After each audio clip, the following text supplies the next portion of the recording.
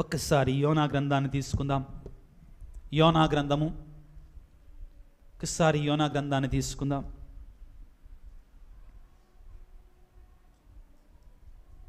యోనా గ్రంథము 3వ అధ్యాయము 1వ వచనాన్ని చదువుకుందాం దయచేసి. ప్రభువు వాణి రెండవసారి యోనాకు ప్రత్యక్షమై. చాలు. ఎన్నోసారి అంటండి? ఎన్నోసారి? రెండోసారి ఎందుకు ప్రత్యక్షం కావాలి? అవసరం ఏంటి? ఆలకించారు కదా వాక్యాన్ని మీరు. ప్రభువు వాణి రెండవసారి యోనా ప్రవక్త దగ్గరకు వచ్చింది. మొదటిసారి ఏమైంది? చదువుకుందాం. యోనా గ్రంథము 1వ అధ్యాయము 1వ వచనాన్ని చదువుకుందాం. ప్రభువు వాణి అమిత్తయి కుమారుడైన యోనాకు ప్రత్యక్షమై అతనితో నీవు ఆ పెద్ద నగరమైన నినివేకు వెళ్ళి దానిని మందలింపుము. ఆ నగర ప్రజల దౌష్ట్యము నాకు దృష్టికి ఘోరమైనదిగా తెలియవచ్చిందని చెప్పమన్నాడు. మొదటిసారి ప్రియులారా, ఇదిగో మొదటిసారి ప్రియులకు దేవుని బిడ్డలారా, దేవుని యొక్క వాక్యము యోనా దగ్గరికి వచ్చి ఏమంటుంది? నీవు వెళ్ళి ఆ నినివే ప్రజల దగ్గరికి వెళ్ళు, వారు పరమదుస్తులైపోయారో, వారు పాపముతో నిండిపోయారో, చెడుతో నిండిపోయారు అంటే యోనా ఏమంటుండో? నేను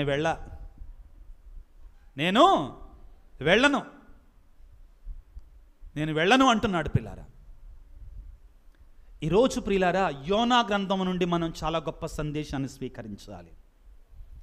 దేవుడండి యోనాని ఎన్నుకొని తన ప్రవక్తగా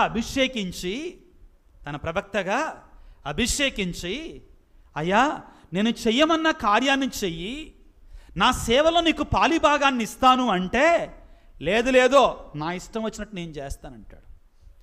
యోనా గ్రంథంలోనండి మనకి దేవుని వాక్యాన్ని విని ఆలకించి లోబడినటువంటి మరొకటి మనకు కనబడుతుంది. ఏంటిది అది? యోనా గ్రంథంలోనే దేవుని యొక్క వాక్యాన్ని విని ఆలకించి దేవుడు చేయమన్న పని చేసినటువంటి మరొకటి మనకు కనబడుతుంది. ఏంటిదండి అది?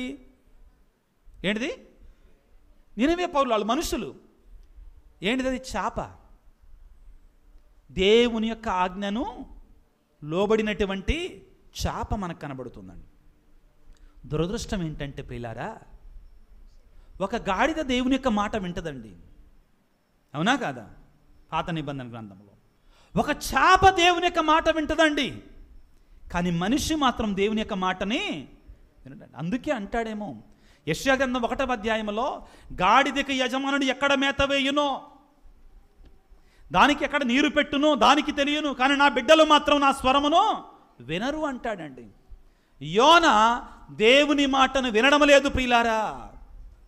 మొదటిసారి దేవుని యొక్క స్వరం వస్తే నువ్వు వెళ్ళు, ఆ నినివే ప్రజల దగ్గరికి వెళ్ళు, వాళ్ళ దగ్గరికి వెళ్ళి వారు పశ్చాత్తాపపడాలని, మారు మనస్సు పొందాలని, లేకపోతే వాళ్ళు నాశనం అవుతారని వారికి బోధించమంటే నేను వెళ్ళను అంటున్నాడండి యోనా. ఎందుకని వెళ్ళడంటండి? ఏమైంది? ఎందుకు వెళ్ళట్లా? దయచేసి నేను చెప్పిన మాటను చదవండి ఒకసారి. మీకా గ్రంథం మొదట్లో అక్కడ ఉపోద్ఘాతం ఉందండి పైన. ఆ వాక్యాలు చదువుతారా ఎవరన్నా కానీ? మైక్లో చదవండి అందరికి అర్థమయ్యేటట్లుగా. ప్రభువు యోనాను ఇశ్రాయేలు ప్రబల శత్రువును అస్సిరియా రాజధాని అయిన నినివే నగరమునకు వెళ్ళి పశ్చాత్తాపము బోధించమన్నాడు. నినివే ఎవరి పట్టణం ఇది? అస్సిరియా రాజధాని అండి. నినివే ఎవరి పట్టణం అండి? అస్సిరియా ఇశ్రాయేలు ప్రజలకి శత్రువు. ఆ అస్సిరియాకి రాజధాని నినివే. యోనా ఎందుకు వెళ్ళనంటున్నాడు? మనం నిజాయితీగా ఉందాం.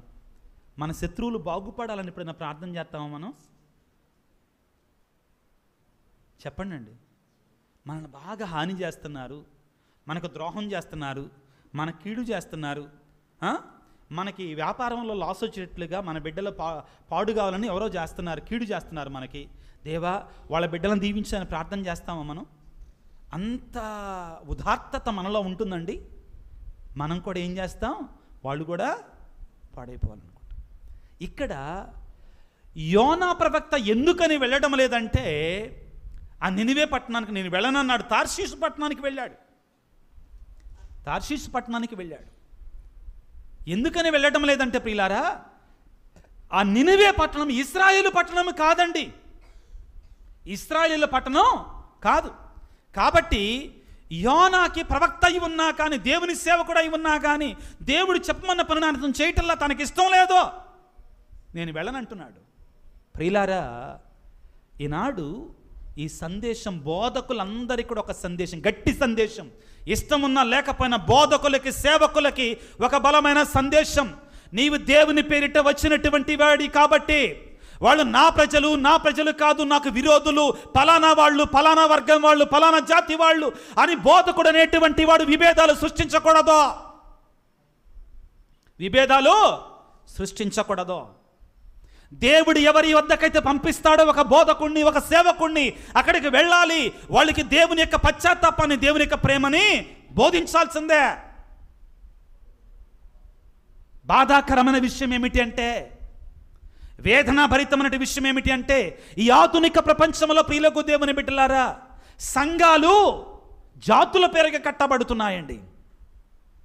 చర్చిలు అనేటువంటివి వర్గాల పేరుగా కట్టబడుతున్నాయండి. చాలా స్పష్టంగా దేవుడు బోధిస్తున్నాడండి. ఇర్మియాతోటి బోధిస్తున్నాడు. దేవుడు అంటున్నాడు, నీవొక సేవకుడివి, అభిషిక్తుడివి, బోధకుడివి. నువ్వు బోధకుడివి, అందరికీ కూడా బోధకుడివే. అందరికీ కూడా బోధకుడివే. తన మన అనే భేదాలు ఉండకూడదు. తన మన అనే భేదాలు ఉండకూడదు. దేవుడు ఏదైతే చెప్పమన్నాడో, ఎక్కడికైతే వెళ్ళమన్నాడో, ఏమైతే చెయ్యమన్నాడో అది చేయాల్సిందే సేవకుడు అనేటువంటి వాడో. ఇది సేవకుని యొక్క బాధ్యత. ఏ సేవకుడైతే, ఏ బోధకుడైతే, ఏ అభిషిక్తుడైతే ప్రియులారా సంఘములో తన మన అనే విధంగా చూస్తాడో, తన పర అనేటువంటి విధంగా చూస్తాడో, ఆ సేవకుడు తన అభిషేకాన్ని కోల్పోయినట్లే. ఆ సేవకుడు ఆ బోధకుడు తన అర్హత కోల్పోయినట్లే. ఎప్పుడైతే విభజన తీసుకొని వస్తాడో అది దేవుని యొక్క చిత్తమో కాదు ప్రియులారా. ఆధునిక ప్రపంచంలో బాధాకరమైన విషయం, ఇటువంటివి పడచూస్తున్నాయి నిదానముగా. ఇటలీ దేశం నుంచి గురువులు వచ్చారు. ఎవరి దగ్గరికి వచ్చారు? ఎక్కడికి వచ్చారండి? మన దగ్గరికి వచ్చారు. ఎవరమ్మనో? వాళ్ళు కూడా అలా అనుకుంటే మనకి ప్రభు యొక్క రక్షణ వచ్చేదండి? నో. ఈరోజు ఇర్మియా వాళ్ళు నా ప్రజలు కాదు అనుకున్నాడు, అక్కడికి వెళ్ళటానికి ఇష్టపడలా. దేవుడు నాకు లేదులేండి జుట్టు. దేవుడు జుట్టు పట్టుకొని లాక్కొచ్చి ఏమన్నాడు? నేను చెప్పింది చెయ్యి అన్నాడు. ప్రియులారా, విభేదాలు సృష్టించువానికి అనర్థం అంటాడండి యేసు ప్రభువు. విభేదాలు సృష్టించేవానికి అనర్థం అంటాడండి యేసు ప్రభువు. కానీ ఆశ్చర్యం ఏంటంటే ప్రియులారా, ఇప్పుడు చదువుకుందాం. యోనా గ్రంథము 3వ అధ్యాయము, యోనా గ్రంథము 3వ అధ్యాయము 4వ వచనాన్ని చదువుకుందాం. అతడు నగరమున ప్రవేశించి, ఇర్మియా దేవుని యొక్క స్వరాన్ని రెండవసారి విన్న తర్వాత అతడు నగరమున ప్రవేశించి ఒకరోజు ప్రయాణము చేసి 40 దినములు ముగియగానే నినేవే నాశనమగును. పశ్చాత్తాపపడండి, మారు మనసు పొందండి అని గట్టిగా బోధించాడు పిల్లారా. 5వ వచనం. నినేవే పౌరులు దేవుని మాటను నమ్మిరి. Hallelujah, praise the lord, praise the lord. Nineveh ప్రజలు అస్సిరియా ప్రజలు ప్రియులారా, యూదులు కాదు. వాళ్ళు అన్నారా, హట్, ఈ ప్రవక్త మావాడు కాదు అన్నారండి? అన్నారా? ఈ ప్రవక్త మా వర్గం వాడు కాడు అన్నారా? అనలేదండి. దయచేసి క్షమించండి, ఈరోజు వాక్యం అది ప్రియులారా. ఈ ప్రవక్త మా జాతి వాడు కాడు అన్నారా? ఏమన్నారండి? వెంటనే ఆ ప్రవక్త చెప్పిన సందేశాన్ని వారు ఏం చేశారు? విశ్వసించరి. నీవు నేను ఏ విధంగా ఉంటున్నాం? నీవు నేను ఏ విధముగా ఉంటున్నాం దేవుని యొక్క సేవకుల విషయంలో?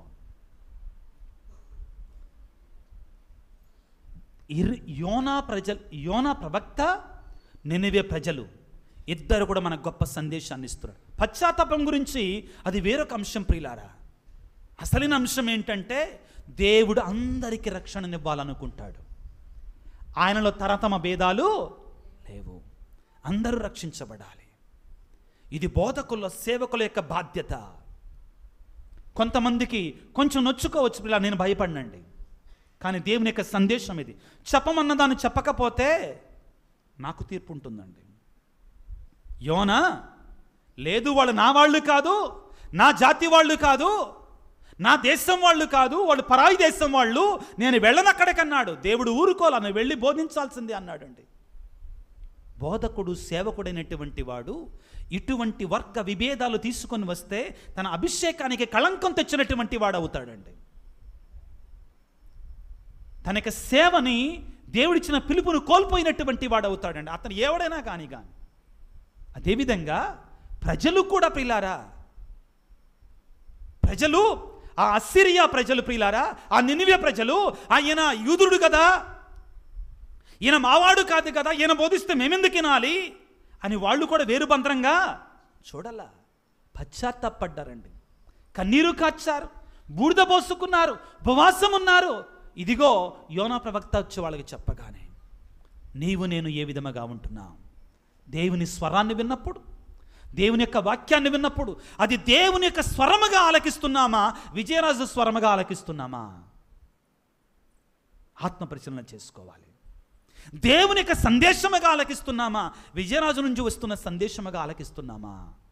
ఆత్మపరిశీలన చేసుకోవాలి. దేవుని యొక్క ప్రవక్తగా, దేవుని యొక్క యాజకునిగా, దేవుని యొక్క గురువుగా స్వీకరిస్తున్నామా, లేకపోతే తరతమ భేదాలుగా మనం ఆలోచిస్తున్నామా? ఆ విధముగా ఆలోచించినప్పుడు రక్షణ మనకు కావాలని కోరుకోవటంలో అర్థం లేదు ప్రియులారా. ఈనాడు ప్రభువుని వేడుకుందాం. నినివే ప్రజలు ఏ విధముగా కన్నీటితో ఉపవాసం ఉండి, బూడిద పోసుకొని, పెంట కొప్పలా కూర్చొని వారి పాపాలకు ప్రాయశ్చిత్తపడి దేవుని కృపని, దేవుని యొక్క ఆశీర్వాదాన్ని పొందుకున్నారు. అదేవిధముగా మనము కూడా దేవుని యొక్క ఆశీర్వాదాలు పొందుకుందాం. ఏ రీతిగానైతే ప్రభువు హృదయ పరివర్తన చెందుడు, మారు మనస్సు పొందుడు, సువార్తను విశ్వసింపుడు, దేవుని యొక్క రాజ్యము సమీపించినది అని పలికాడు. ఆయన యొద్దకు వెళదాం, ఆయనకి రక్షణ పొందుకుందాం, పశ్చాత్తపడి దేవుని యొక్క ఆశీర్వాదాలు, దీవెనలు, కృపను పొందుకోవడానికి ప్రయత్నం చేద్దాం ప్రియులారా. పిత, పుత్ర, పవిత్రాత్మ నామమున ఆమేన్. చిన్న ప్రార్థన చేసుకుందాం. సర్వశక్తిమంతుడా, సర్వోన్నతుడా, ప్రేమగల తండ్రి, ఈనాడు మీరు మాకు ఇచ్చినటువంటి సందేశాన్ని బట్టి మీకు స్తుతులు, స్తోత్రాలు, వందనాలు తండ్రి. ఈనాడు మీరు అంటున్నారు, హృదయ పరివర్తన చెందుడు, మారు మనస్సు పొందుడు, సువార్తను విశ్వసింపుడు. నీకు స్తోత్రాలు తండ్రి, నీకు వందనాలు ప్రభువా. మానవ బలహీనతల కారణముగా మా జీవితంలో మేము చేసిన ప్రతి పాపాన్ని దయతో మన్నించు, దయతో క్షమించు తండ్రి. ప్రభువా, హృదయ పరివర్తన చెంది మా పాపాల కొరకే ప్రాయశ్చిత్తపడి నీ సన్నిధికి వచ్చి నీ కృప, నీ దీవెన, నీ ఆశీర్వాదాలను పొందుకునేలాగున, అన్నిటికంటే ముఖ్యంగా నీ రక్షణ భాగ్యాన్ని పొందుకునేలాగున మమ్మల్ని దీవించండి ప్రభువా. ఈ ఆదివారములో నీ సన్నిధిలోనికి వచ్చినటువంటి నీ బిడ్డలందరినీ ప్రభువా నీ హస్తాలను చాచి దీవించండి, ఆశీర్వదించండి. నీ పరిశుద్ధ రక్తాన్ని ప్రభువా నీ బిడ్డల మీద ప్రోక్షించండి ప్రభువా. నీ శ్రేష్టమైన దీవెనల ప్రభువా నీ బిడ్డలకు అనుగ్రహించండి, ఆశీర్వదించమని మా ప్రభువు అయిన క్రీస్తు ద్వారా వేడుకొనుచున్నాము తండ్రి. ఆమేన్.